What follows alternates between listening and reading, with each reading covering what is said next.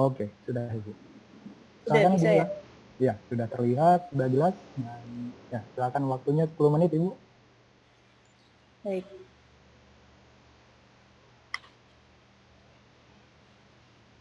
Selamat siang Bapak Ibu sekalian, saya akan mempresentasikan tentang Heritage Building and District Preservation. Tapi mungkin banyak yang baru ingin melangkah atau ingin mengenal seperti apa sih Heritage Building and District Preservation ini.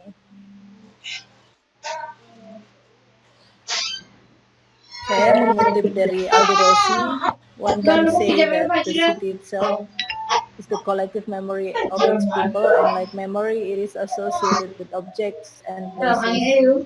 The city is the locus of the collective memory, kata Aldo Rossi. Jadi kalau misalnya bisa digambarkan itu seperti ini.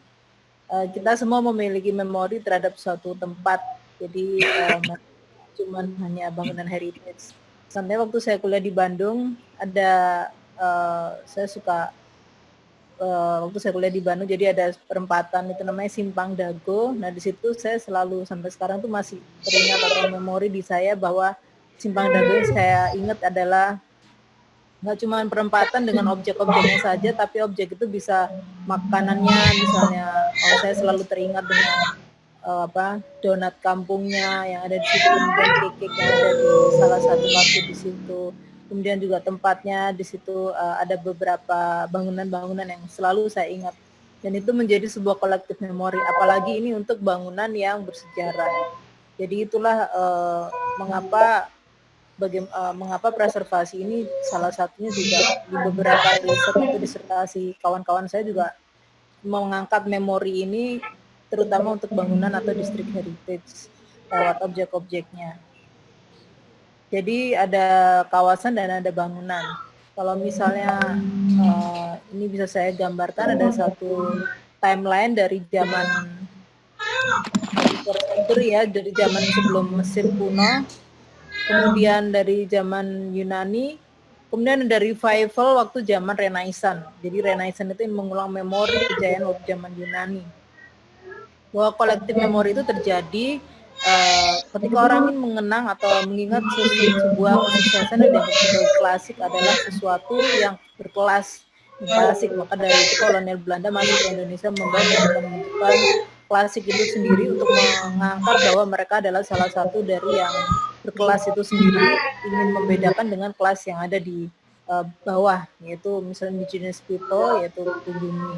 Sehingga bangunan-bangunan yang ada kita lihat pada tahun 1700-an di Kota Tua dan beberapa daerah di Indonesia yang bekas kolonial Belanda itu masih menggunakan bentuk-bentuk Yunani atau kolonial style-nya, merevive atau mengingat dari bentuk dari masa kejayaan Yunani. Mereka menganggap bahwa sebuah palace ya istana, jadi sebuah palace itu bisa merupakan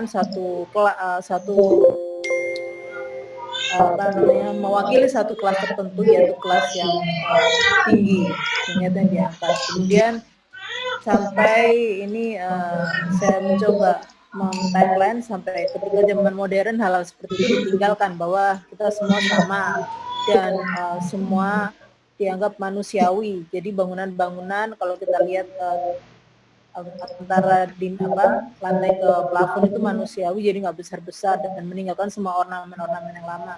Kemudian sekarang kekinian lagi itu ada postmodern, mengulang kembali, revive kembali, tapi lebih diminimaliskan. Jadi ada sebuah memori yang diulang lagi ketika orang itu ingin mengingat atau menjadi sesuatu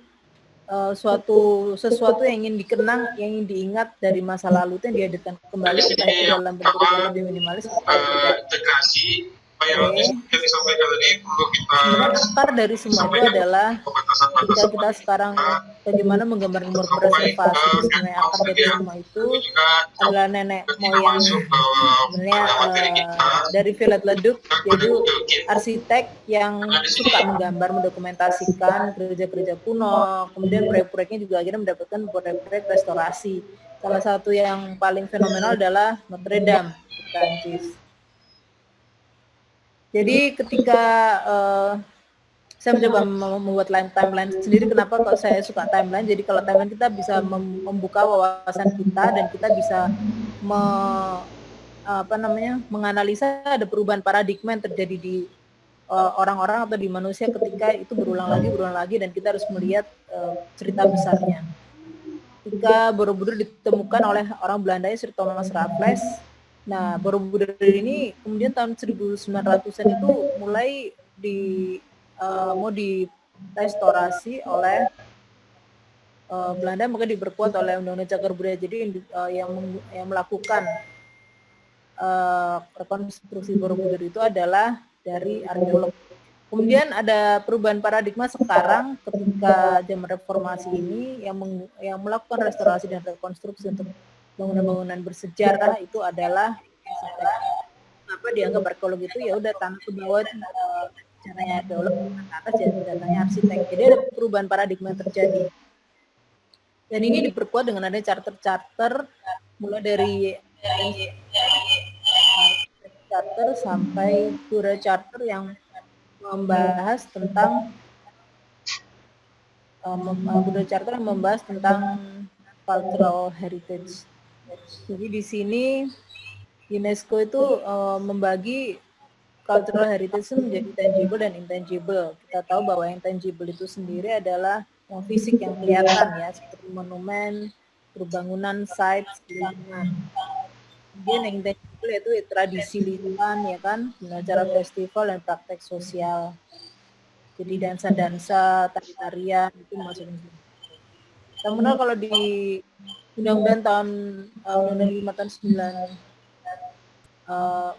pada undang-undang sebelumnya, jadi itu arsitek belum masuk ke dalam undang-undang itu. Berkat Pak Adi Mursyid berusaha memasukkan arsitek itu bisa berproyek di proyek-proyek untuk merevitalisasi kawasan bersejarah. Jadi di Undang-Undang Nomor 11 Tahun 2010 ini kita semua udah mengetahui bahwa dibagi menjadi kategori dari kota, yang kawasan, kemudian tapak, kemudian bangunan dan benda. Nah, di Buddha Charter sendiri sudah mengklasifikasikan bagaimana kita harus, kalau kita mau melakukan tahap-tahap untuk melakukan reservasi distrik dan bangunan bersejarah, ada reservasi itu baru kepikiran aja, jadi ini harus dipreserve.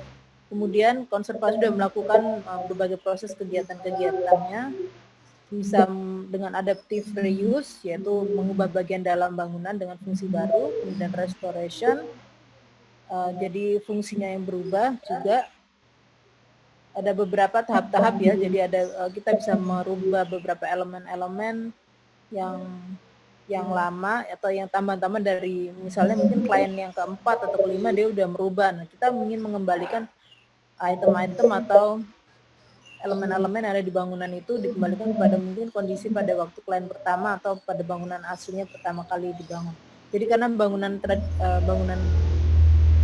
heritage itu, bangunan bersejarah itu pasti udah melewati beberapa kepemilikan, sehingga kalau kita mau mengembalikan lagi, mengembalikan ke klien yang keberapa nih, pertama pastinya. Nah, itu kita membuat sebuah replika disamakan dengan kondisi aslinya.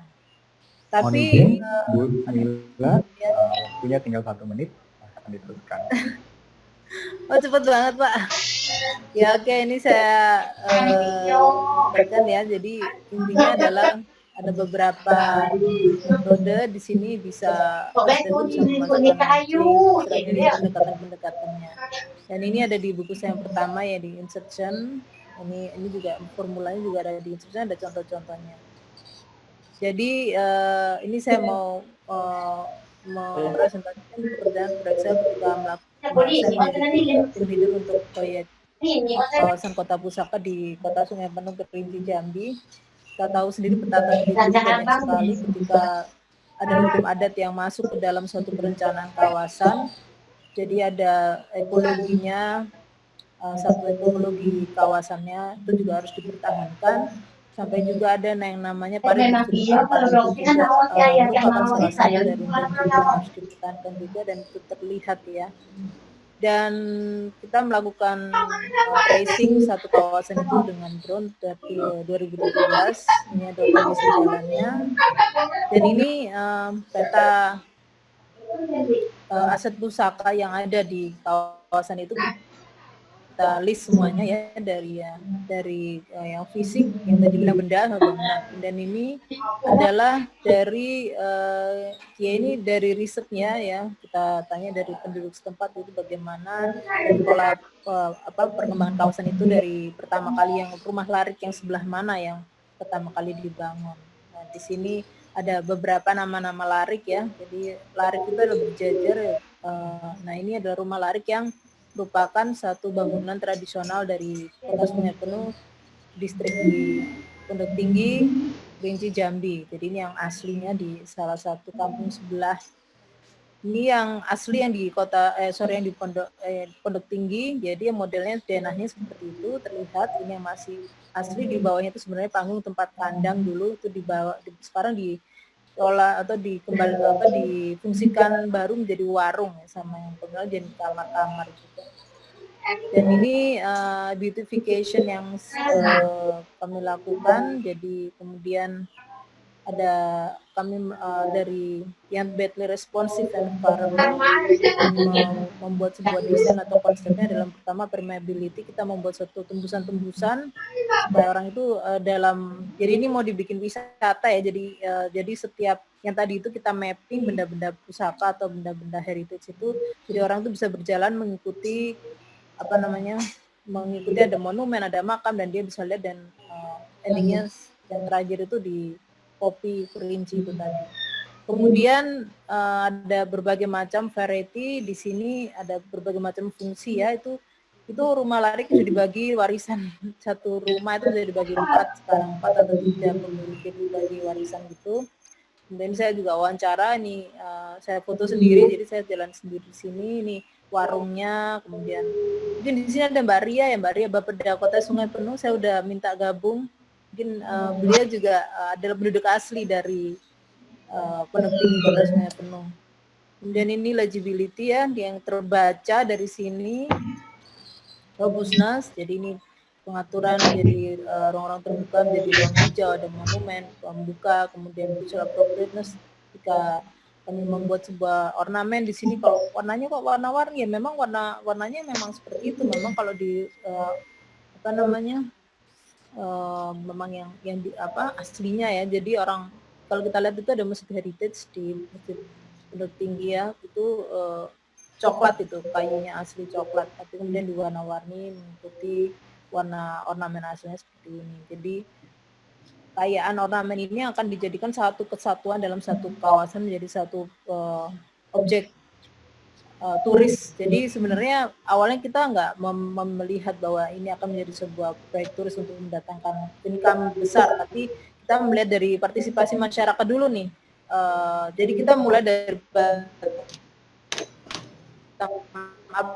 dulu, kita melakukan FGD ke sana 4 kali lebih ya, 12 jam dari kota Jambi. Jadi FGD yang kita lakukan adalah ingin memperkenalkan, kemudian memasukkan dari mereka, kemudian mereka seperti itu. Kita nggak merobohkan semua, jadi kita beautification, kita beautify tempatnya, kita kembalikan larik itu seperti orang tuh melihat rumah larik itu di kawasan Pondok Tinggi Jambi.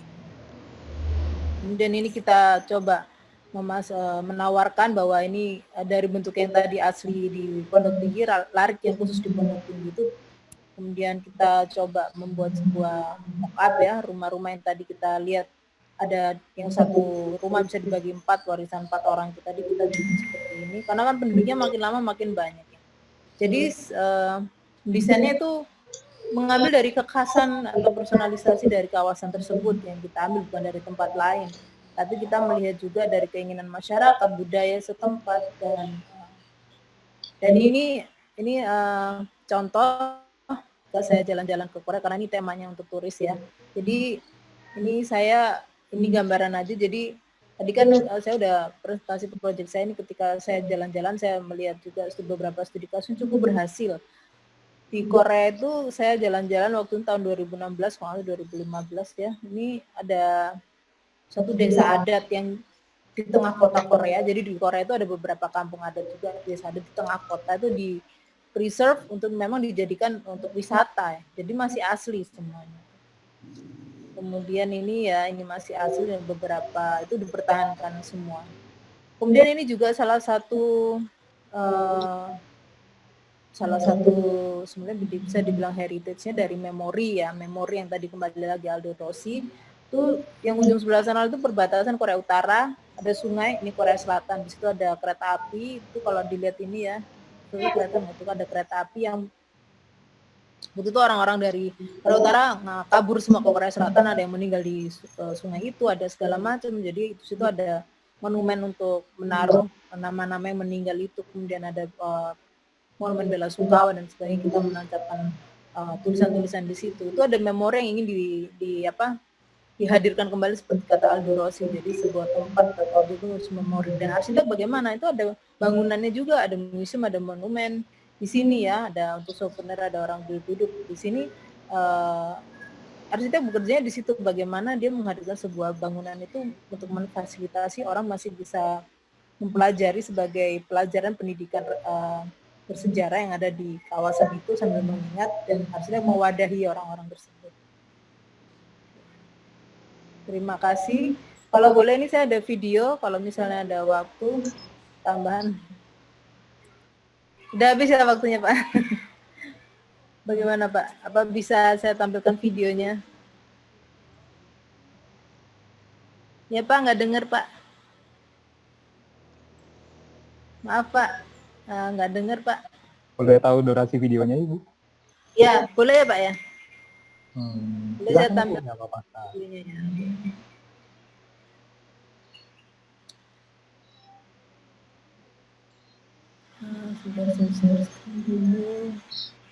Mungkin ada beberapa kawan-kawan yang udah melihat video ini ya. Jadi ini restorasi di Jeddah.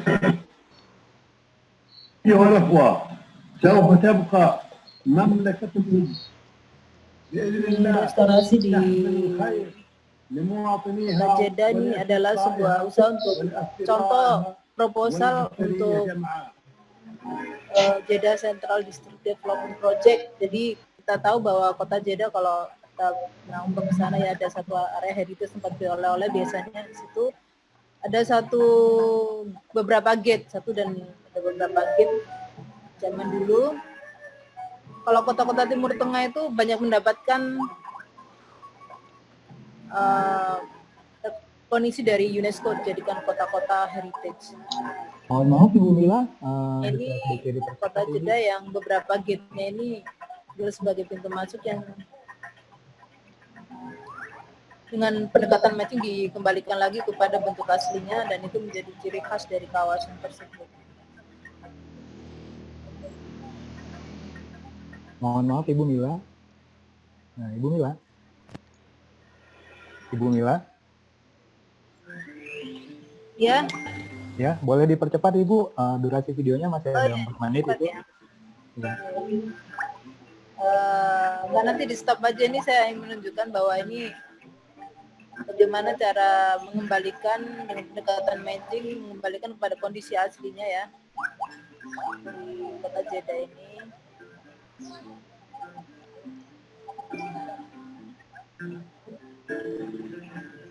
Nah, ini jadi dikembalikan lagi dengan ornamen-ornamen, dengan ambience zaman dulu ya. Jadi seakan-akan itu pusat track buat menarik turis datang ke sana, ingin melihat kota Jeddah zaman dulu seperti apa.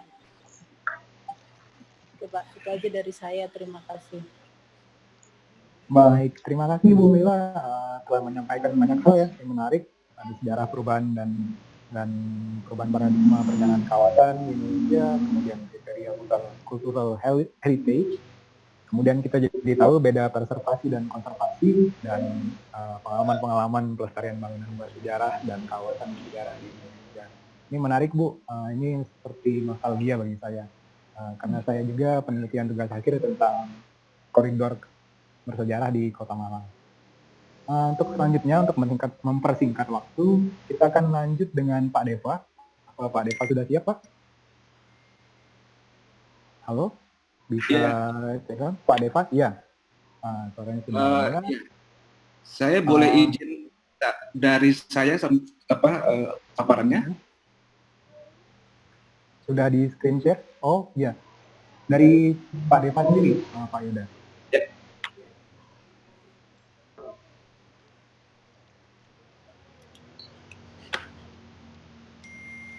Baik, Pak Deva, waktunya 10 menit, kami persilahkan.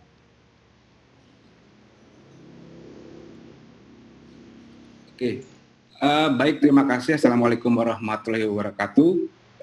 Yang kami hormati Ibu Kepala Bapeda Provinsi Kalimantan Barat, Ibu Wali Kota Singkawang, Bapak Ibu narasumber, Pak Eko Dimus selaku moderator, serta para peserta webinar ini. Jadi, izinkan kami dari Balai Prasarana Pendidikan Wilayah menyampaikan beberapa hal terkait dengan topik hari ini adalah revitalisasi kawasan pusaka dalam meningkatkan daya tarik wisata daerah dan bagaimana bisnis proses kami dalam ikut melestarikan cagar budaya khususnya di Kalimantan Barat dan secara umum. Ada 4 hal yang akan kami sampaikan terkait pertama adalah mungkin sebagai pendahuluan, kemudian bagaimana proses pelaksanaan program P3KP yang sudah berlangsung dari tahun 2015 hingga tahun lalu. Kemudian juga dari tahun 2020 ini mengikuti Renstra 2024 visi PUPR, kami juga akan melakukan pembangunan dalam pelestarian cagar budaya serta untuk informasi bagi Bapak Ibu sekalian di pemerintah kota dan kabupaten untuk pengusulan kegiatan revitalisasi bangunan atau kawasan cagar budaya. Sebagai prolog, mungkin ada beberapa nomenklatur yang kita perlu catat dari Undang-Undang 11 tahun 2010 tentang cagar budaya, bahwa cagar budaya merupakan warisan budaya yang bersifat kebendaan, bisa berupa benda sendiri atau bangunan, struktur, situs, dan juga bahkan kawasan di darat dan atau di air yang perlu dilestarikan keberadaannya karena mempunyai nilai penting. Kemudian kita juga perlu tahu bahwa cagar budaya itu perlu diregistrasi secara nasional dalam situs Kemendikbud. Kemudian dan ini akan menjadi ketetapan Kemendikbud sebagai prioritas nasional untuk prioritas pelestariannya. Dan juga ada kegiatan revitalisasi yang penting untuk ditujukan menumbuhkan nilai kembali, nilai penting cagar budaya dalam penyesuaian fungsi itu sendiri. Kemudian apa itu kriteria cagar budaya? Pertama yaitu usianya sendiri 50 tahun atau lebih. Jadi kalau di bawah 50 tahun bisa dikatakan belum sebagai kawasan atau bangunan cagar budaya. Kemudian kedua mewakili masa gaya atau langgam yang berusia paling singkat 50 tahun. Kemudian juga memiliki arti khusus bagi sejarah, ilmu pengetahuan, pendidikan, bahkan agama dan kebudayaan. Kemudian memiliki nilai budaya bagi penguatan kepribadian bangsa, serta tentunya yang ini memiliki arti khusus bagi masyarakat atau bangsa Indonesia. Dari tahun 2012, Kementerian PUPR menginisiasi bersama dengan Badan Pelestarian Pusaka Indonesia atau BPPI menginisiasi program penataan pelestarian kota pusaka atau P3KP, dan tahun 2013 kita tindak lanjuti dengan Kemenko Kesra, kemudian juga ada International Council of Monument and Sites untuk meluncurkan piagam pelestarian kota pusaka, dan kita mendefinisikan dalam Permen PU nomor 1 tahun 2015 tentang bangunan cagar budaya yang dilestarikan bahwa kota pusaka merupakan kota yang di dalamnya terdapat kawasan cagar budaya dan atau bangunan cagar budaya yang memiliki nilai-nilai penting bagi kota dan menempatkan pelestarian kota pusaka sebagai strategi utama pengembangan kotanya. Jadi dalam hal ini kota pusaka ini tentunya dalamnya ada cagar budaya yang kemudian harus kita tempatkan usaha pelestariannya. Jadi tidak hanya kita diamkan atau kita biarkan saja. P3KP ini tentunya ada tujuannya, yaitu mendorong penataan ruang yang berbasis nilai pusaka dan juga mendorong komitmen antar sektoral. Sedangkan tujuannya yaitu kita akan mewujudkan ruang kota yang aman dan produktif, berkelanjutan, tentunya ada sustainable urban heritage-nya, kemudian juga ada kemitraan kelembagaan, tentunya karena ini berkepentingan dalam skala kota atau kawasan, tentunya ada peran pemerintah di situ, masyarakat, bahkan juga akademisi, dan tentunya kita harapkan dapat adanya competitiveness dalam kancah internasional sebagai salah satu kota pusaka dunia. Dan sasarannya ada 8 poin. Pertama, dalam PDKKP ini kita akan dengan pemerintah daerah membentuk tim kota pusaka daerah sebagai peserta PDKKP. Kemudian kita akan mewujudkan suatu komitmen dalam piagam komitmen antara Pemda dengan PUPR. Kemudian kita susun RKP-nya sehingga teridentifikasi mana kawasan-kawasan menjadi prioritas, dan kita juga akan memfasilitasi RTBL-nya hingga mungkin dengan DID-nya, dan tentunya ada intervensi dalam pembangunan fisiknya sebagai implementasi, serta kita harapkan ini juga terintegrasi dengan program 100%, yaitu program peningkatan akses 100% air minum, 0% kawasan kumuh, dan 100% sanitasi secara nasional. Kemudian apa yang menjadi persyaratan peserta PDKKP itu, tentunya mereka harus memiliki pada RTW, pada BG, kemudian dalam APBD juga dicantumkan program-program yang berkaitan dengan upaya pelestarian. Tentunya juga kita akan bersama-sama ada komitmen dalam piagam PDKKP, kemudian tentunya ada instansi atau dinas teknis yang siap untuk terlibat aktif, serta juga tentunya kita harapkan masyarakat atau unsur-unsur di dalam komunitas yang memiliki kepedulian dalam penataan pelestarian kota pusaka. Nah, ini ada 57 kabupaten kota yang sudah terjadi dalam keanggotaan jaringan kota pusaka, dan di Kalimantan Barat ini dua kabupaten kota yaitu Singkawang dan Sambas sudah memiliki juga piagam kota pusaka. Nah, tahapannya itu seperti dari pertama adalah proposal hingga nantinya kita harapkan ada replikasi atau upscaling terhadap penataan fisik kota pusaka sendiri. Secara detail pertama yaitu untuk proposal. Jadi nanti dari pemerintah kota kabupaten membuat proposal, ada isinya di sini latar belakang hingga kepada rencana aksi pelestarian 5 tahun ke depan. Dan ini akan dinilai oleh tim independen yang selanjutnya akan dibentuk tim kota pusaka daerah di tingkat kota atau kabupaten.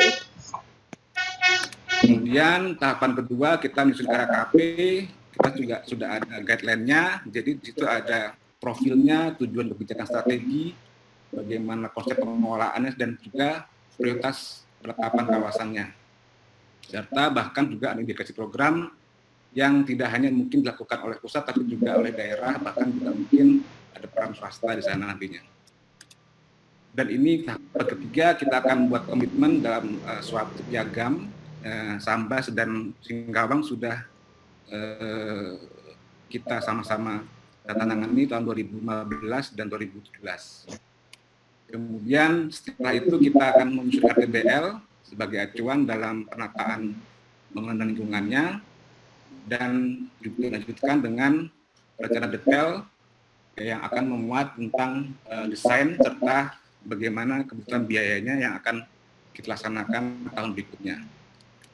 Ini sebagai gambaran bahwa izin Pak Depa, ya.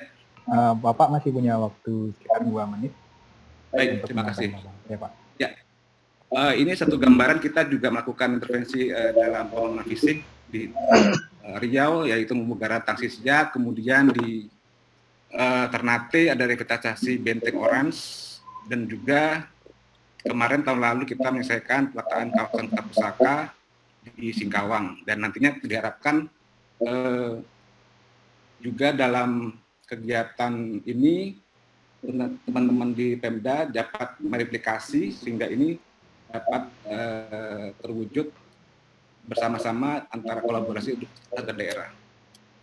Nah, bagaimana tahun 2020 kita fokus bahwa Cipta Karya melakukan perumusan kebijakan pelaksanaan di bidang penataan bangunan gedung, dan dalam penataan bangunan sendiri kita memiliki kewenangan dalam revitalisasi kawasan pusaka serta permukiman tradisional. Kemudian dalam output ini tentunya dalam output kelima yaitu penataan bangunan jagat budaya dan permukiman tradisional, kita sifatnya adalah batasan berupa usulan dari kota sendiri, sehingga nanti kita ada di lokasi yang diharapkan ini rehabilitasi atau penataan bangunan ini dilakukan pada bangunan dan kawasan jagat budaya yang telah ditetapkan sesuai dengan undang-undangan, serta juga kita bisa laksanakan pada kawasan mendukungnya. Dan tentunya yang menjadi prioritas utama adalah jagat budaya yang telah ditetapkan oleh Kemendikbud melalui SK Menteri. Nah, ini ada contoh sisreknasnya di dalam Kemendikbud. Contohnya satu, Istana Al-Watsi Hubilah di Sambas sudah terregistrasi. Kemudian di Sanggau juga ada Istana Surya Negara Sanggau, ini masih dalam pendaftaran tapi sudah proses verifikasi. Dan contoh juga di Singkawang sudah ada verifikasi dan akan berlanjut ke tahap kajian kekayaan.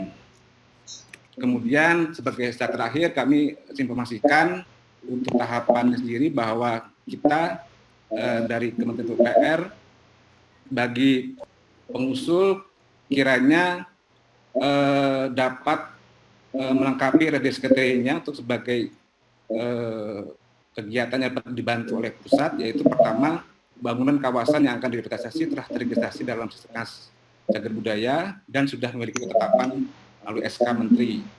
Kemudian diharapkan ada suatu kesediaan rumah hibah dari Bupati Wali Kota, kemudian suatu usulan kegiatan, tentunya kemudian ada lahan yang tentunya sudah clear and clean, dan tentunya juga ada dukungan dari dukungan perencanaan maupun Perda, RT/RW, RTBL juga pada BG.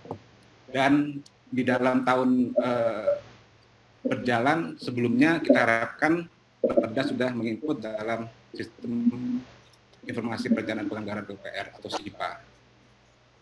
Seperti itu kira-kira yang saya sampaikan.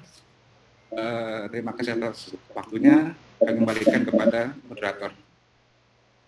Baik, terima kasih Pak Deva. Waktunya pas sekali, 10 menit.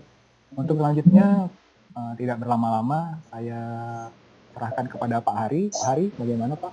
Sudah siap? Ya, Ya, terima kasih Pak Ekonomis. Saya boleh share file ya? Ya, silakan Pak. Ya. Sebentar.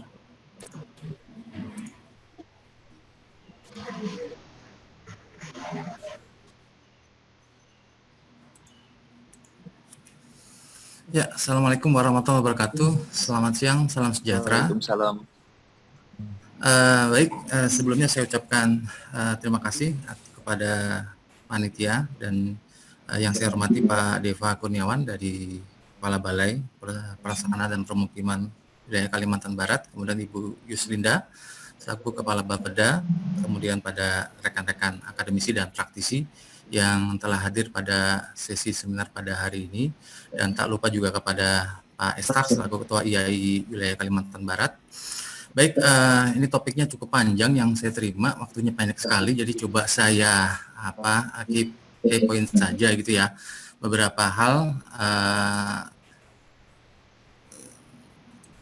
Pertama adalah masalah 3 kata kunci, yaitu dari topik yang akan saya sampaikan.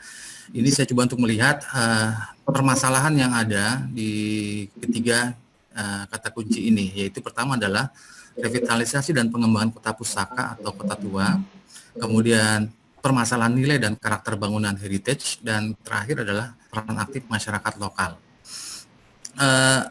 Serupa dengan yang disampaikan oleh Pak Deva beberapa waktu yang sebelumnya, di sini saya ingin menyampaikan beberapa poin tentang timeline-nya. Jadi sejak kapan sebenarnya kita berbicara tentang kota tua dan kota pusaka gitu ya. Paling tidak kalau kita merefleksi selama 20 tahun ke belakang, itu tahun 2000 itu adalah pembentukan Jaringan Pelestarian Pusaka Indonesia atau JPPI di Bali, yang ini diwakili oleh beberapa organisasi pelestari budaya di Indonesia. Kemudian tahun 2003 ini kemudian disusun piagam bersama dengan IKONOS ya JPPI dan Kementerian Kebudayaan Pariwisata dalam rangka Piagam Pelestarian Pusaka Indonesia tahun 2003. Kemudian tahun 2004 ya JPPI kemudian membentuk yang namanya Badan Pelestarian Pusaka Indonesia atau BPI. Dan di tahun 2008 Pak Jokowi waktu itu adalah wali kota Surakarta ya bersama 12 kota di Indonesia ini sepakat membentuk Jaringan Kota Pusaka Indonesia atau JKPI. Sehingga di sini ada beberapa institusi ini yang memang mencermati permasalahan tentang masalah kota tua dan pusaka. Tahun 2010 ini Permen PU menegaskan tentang pedoman revitalisasi kawasan yang merupakan bagian dari rencana tindak dan penataan kawasan yang salah satunya itu adalah berkaitan dengan warisan budaya atau heritage town dan kota lama atau old town. Ini sudah muncul tahun 2010 panduannya. Dan tahun 2012 Kementerian PU bersama dengan BPPI dan JKPI ini merintis yang namanya Program Penataan dan Pelestarian Kota Pusaka atau P3KP. Nah, di sini muncul dua istilah ya yang memang sangat berkaitan. Yang pertama adalah kota pusaka dan kota tua. Ya, kota tua kalau menurut definisinya adalah wilayah dari suatu kota yang memiliki nilai kesejarahan dari kota tersebut. Ya, atau bagian bersejarah dari suatu kota. Sementara kota pusaka sendiri seperti disampaikan tadi oleh Pak Deva itu adalah suatu kawasan cagar budaya dan atau bangunan cagar budaya yang memiliki nilai-nilai penting bagi kota. Nah, di sini mungkin muncul suatu masalah ketika suatu area yang memang sudah ditinggalkan, contohnya seperti di Pontianak dengan kawasan kolonialnya di sana sudah tidak ada lagi aktivitas kolonial. Dan ini adalah dikategorikan sebagai kota tua. Sementara kawasan Beting yang masih memiliki nilai-nilai tradisional dipertahankan, maka dia mungkin masuk kategori sebagai kota pusaka, ya karena masih adanya nilai-nilai yang dilestarikan di kawasan tersebut. Ini adalah program yang dikeluarkan oleh PUPR ya, yang tadi sudah disampaikan. Saya kira nggak perlu diceritakan secara detail karena sudah tuntas disampaikan oleh Pak Deva. Nah, kemudian yang berikutnya adalah mengenai masalah bangunan heritage, nilai dan karakter ya. Jadi saya akan mencoba untuk merumuskan apa sih sebenarnya hubungan antara nilai dan karakter dari suatu objek yang namanya bangunan heritage.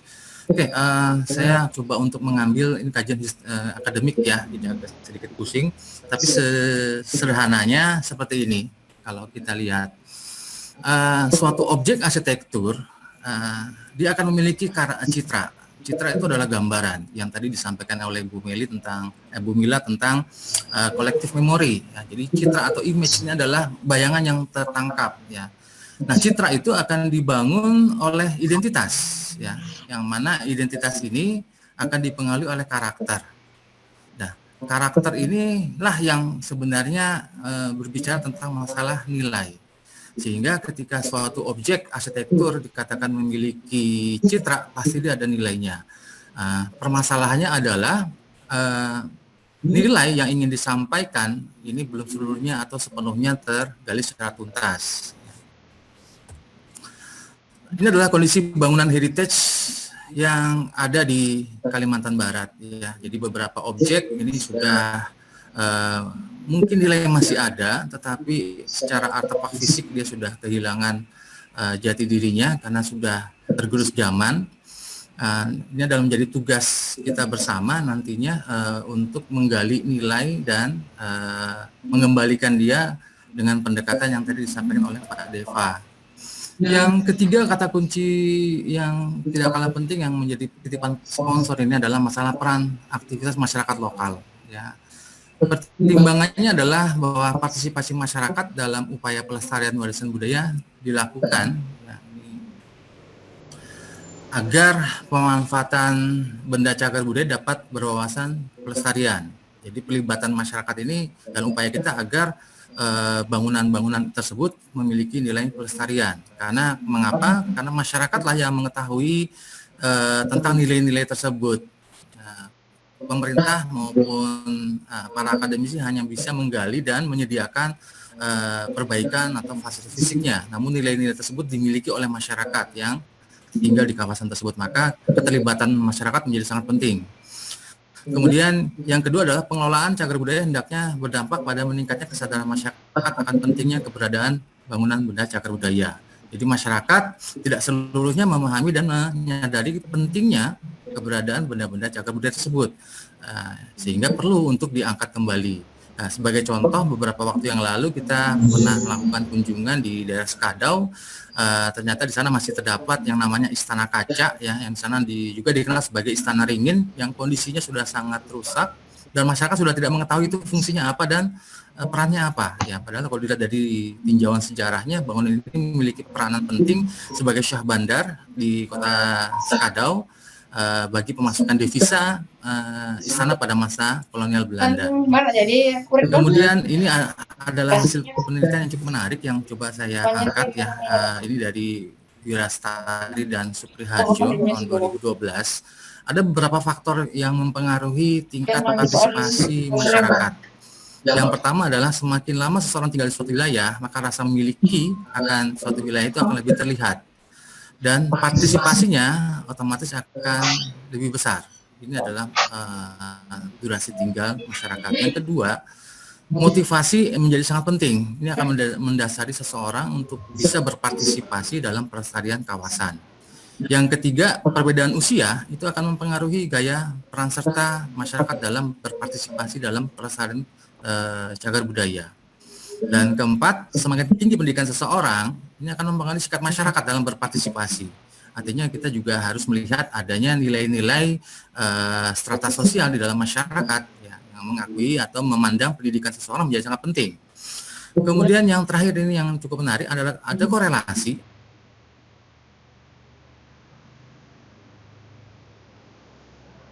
antara jenis pekerja. Semakin dekat dia dengan sektor ekonomi, biasanya peran masyarakat ini menjadi semakin rendah. Ini hasil penelitiannya. Ya. Pak Hari, ya. masih ada 2 menit, silahkan. Oke, 2 menit ya. Jadi saya cekat lagi juga nih ya. Oke, jadi dari ketiga